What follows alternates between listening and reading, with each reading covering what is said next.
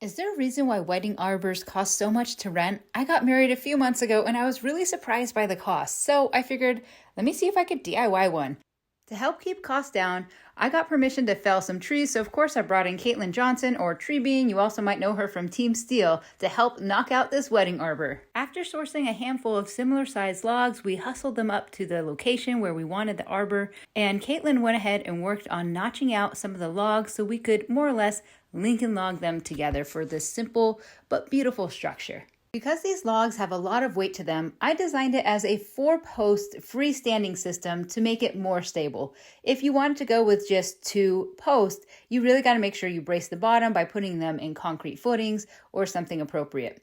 To keep this project quick and simple, we used timber ties, which are basically really long screws to lock together all the logs, and then I pulled in some friends to help lift the sides and lock them in together. So with the help of friends and the cost of hardware, this wedding arbor was really minimal cost. Let me know if you want to see how we put together our wedding decor.